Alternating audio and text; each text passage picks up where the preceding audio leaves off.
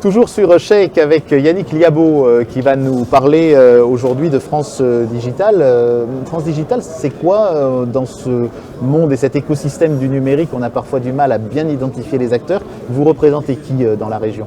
Alors, dans la région et au niveau national, beaucoup de monde. Au niveau national, voire même européen.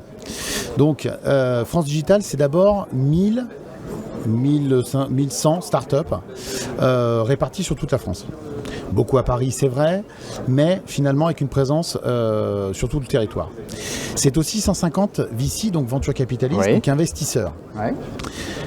Ces investisseurs sont connus comme par exemple Isaïe, 360 Capital Partners, des gros comme des plus petits.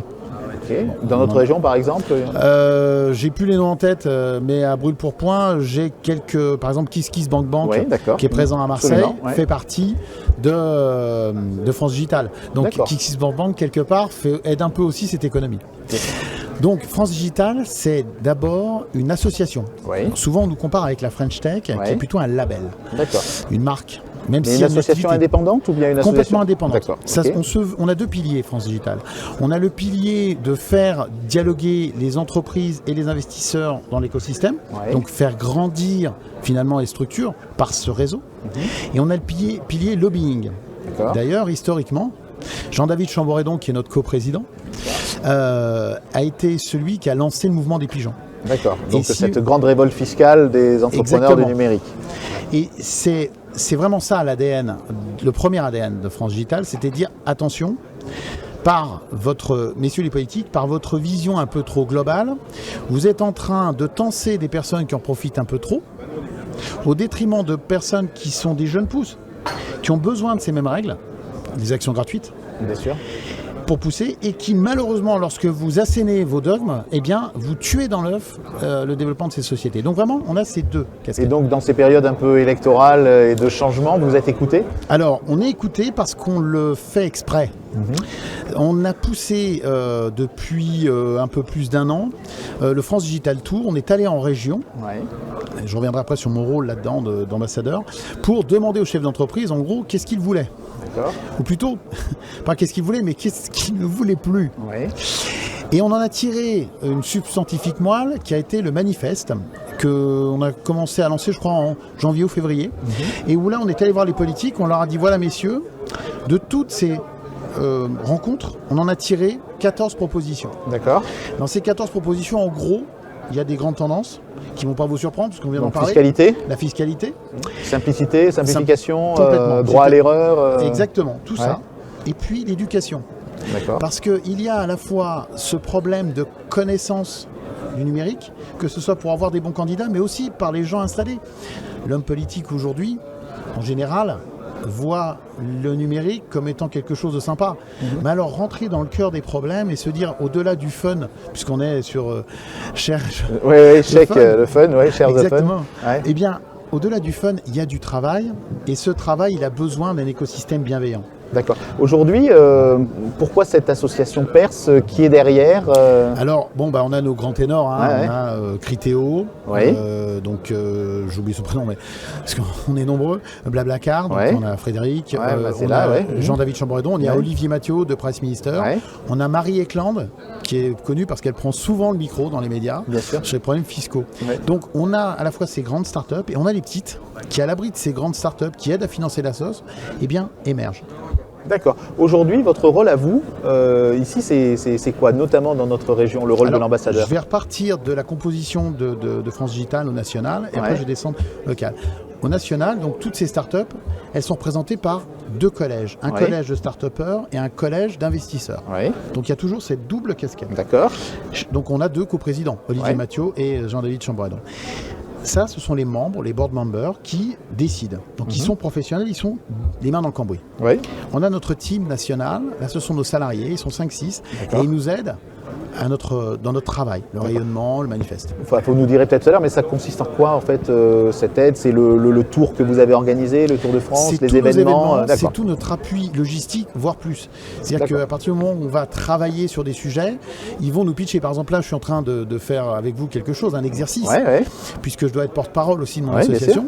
Eh bien, cette team va être là pour me coacher, me donner les bons messages à dire, même si je les connais, comment les dire, les postures à tenir, le fait d'essayer que je ne sois pas trop avachi, d'ailleurs je pense que je le suis. Non, pas du tout. Donc voilà l'expérience. Vous voyez, c'est une expérience en temps réel. Parfait. Et donc derrière, mon rôle. Voilà, votre rôle en région. Moi je suis ambassadeur sur la zone à peu près PACA. On n'a pas vraiment de zone définie, mais en gros c'est ça. Et sur cette zone, je me dois avec, j'ai deux compères. J'ai Florence Cantelope qui est partie d'un incubateur. Et puis j'ai Sylvain qui lui est d'un autre incubateur qui est sur Nice, qui eux m'apportent de l'aide et eux-mêmes essayent de faire des choses. D'accord. Et vous apportez quoi aux entreprises en fait? Alors, aujourd'hui, France Digital en local, on essaye d'être à la fois ce porte-parole, mais aussi on va essayer de monter en puissance, parce que c'est vrai qu'on n'est pas très fort en implantation locale, pour faire bénéficier nos réseaux parisiens, européens, au local. On va prendre des événements que nous avons au niveau national. Par exemple, on fait des CMO Crunch, c'est-à-dire des responsables marketing, Crunch, des rencontres décapantes. On avait fait ça chez Facebook à Paris. On pourrait imaginer, pourquoi pas, de faire descendre des team members de Facebook en local pour faire bénéficier, pour faire irradier l'écosystème local de manière plus régulière. En fait, il faut créer du lien régulier. Les événements, c'est bien. Le problème, c'est qu'on fait du réseautage. On se échange les cartes. Mais finalement, c'est très one-shot, c'est très sporadique. L'intérêt, c'est de créer un lien permanent. Et il est là, notre rôle, c'est ce lien permanent. Et vous fonctionnez avec tout l'écosystème startup. Donc, on parlait tout à l'heure de la French Tech. J'ai des échanges avec les 4 French Tech. Alors, on a aussi une particularité sur PACA. Ça ne se sait moins parce que chaque French Tech, finalement, parle beaucoup pour elle. Mais on est quand même la première région de France en nombre de French Tech. On a la culture à Avignon. On a la culture à Avignon, on a l'éducation, et il y a une autre thématique à Toulon. On a Nice qui est plutôt généraliste et Aix-Marseille, French Tech. Alors je ne dévalorise pas le travail que fait chacun, mais il faut savoir quand même que PACA, je sais que Christian Estrosi aimerait bien qu'il y ait une grande French Tech, je ne sais pas si ça fait sens. Moi je suis pour le bêta test. Bon, on va voir ce que va faire le président qui va lui succéder. Évidemment lui est très câblé French Tech, mais c'est vrai qu'on en a 4. Et donc j'ai des échanges assez réguliers avec toutes ces French Tech. Encore une fois, c'est un label qui aide à rencontrer. C'est pas une assoce. Et quand vous parlez d'éducation, c'est l'éducation au sens large, c'est-à-dire que vous pouvez aller dans les universités, dans les lycées, les collèges, les écoles en disant voilà, ce qui va se passer. Il faut qu'on soit plus branché digital. Exactement. On a poussé ces idées-là. D'abord, l'éducation, c'est arrêter pour les entreprises. Arrêter d'attendre d'avoir un ingénieur pour du développement. Accepter que les personnes aient un parcours atypique. C'est une éducation à l'acceptation, c'est une éducation, c'est aussi pousser l'éducation des gens qui finalement n'ont pas suivi un parcours scolaire normal.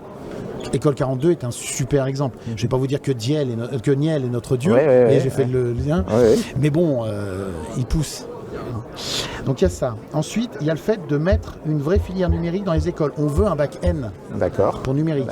Alors pourquoi on va me dire mais il y a déjà les maths et tout. Tout simplement parce que on a tellement de thèmes. La blockchain, on va vous sortir tout un tas de termes qui vont pas forcément vouloir dire grand-chose. Et aujourd'hui, c'est quand même des débouchés dans les entreprises. Des débouchés plus directs que quand on parle par exemple des emplois verts ou autres dont on ne sait pas très bien ce que c'est. Il peut y avoir des emplois dans le numérique très rapidement. Parce que ces emplois-là, aujourd'hui, je ne peux même pas vous donner un nom. Alors si, marketing digital, on connaît tous. Mais demain, les personnes qui sont en train d'être formées vont être positionnés sur des jobs qui n'ont pas encore de nom et pas forcément de périmètre. Et on rappelle que déjà, le digital dans la région, c'est autant d'emplois que le portuaire, que d'autres activités. Alors, comme ça le BTP. dépend si vous comptez les emplois directs ou indirects, vous savez comment on fait le calcul. Je sais qu'on disait 42 ou 47 000, je crois que j'avais entendu. Bon, sauf qu'en emploi indirect, toutes ces startups qui se portent bien, c'est autant de personnes qui sont susceptibles de faire. Moi, j'ai différents rôles. Là, je suis salarié dans la startup où je suis. Par ailleurs, je suis aussi associé, voire j'ai même de la gérance dans d'autres structures. On est multi-cartes. Donc c'est ça. Alors, dans l'éducation, il y a le troisième volet.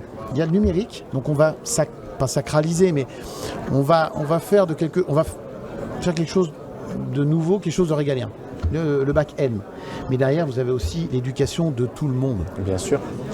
Ça veut dire quoi? Ça ne veut pas dire simplement bonjour monsieur, on vient du numérique, il faut que vous sachiez coder. Par exemple, moi quelque chose qui me fait beaucoup rire, c'est quand on dit c'est génial, on a mis un ordinateur portable devant tout le monde, ou une tablette. Ouais. Super. Ça, c'est la politique qui est menée par certains conseils départementaux ou qui a pu être menée à l'époque. C'est bien, d'accord. Ça ne suffit pas. C'est même pas que ça ne suffit pas, c'est que pour moi aujourd'hui, ça ne sert à rien. D'accord. Il faut passer ce cap. Aujourd'hui, vous pourriez demander à vos élèves de sortir leur smartphone et leur dire, vous voyez là, on a une app. Avec cette app, vous allez suivre vos cours de maths. Et ben, je vous garantis que les écoliers suivraient 2 fois plus ces cours-là s'ils étaient sur une application qu'autre chose. D'accord, donc le back-end, la première chose. La deuxième chose, le fait d'être peut-être plus au fait des pratiques des gens et de s'adresser à des jeunes à travers ce qu'ils utilisent assez souvent. J'y tiens, c'est l'éducation type école 42. D'accord. Donc ça fait 3 choses importantes. Et en finalité, nos élus et tous les responsables. Parce que j'entends trop souvent, le numérique, c'est génial. D'accord, bon, bah ok, maintenant on retourne dans le concret. Et là, d'un seul coup, vous avez un blanc. D'accord. On en est toujours au mulot de M. Chirac, quelque part. Ça arrive encore. Ça fait un peu peur, mais ça arrive encore. Merci. Moi, je vous en prie, c'est moi. Merci Yannick Liabeaud.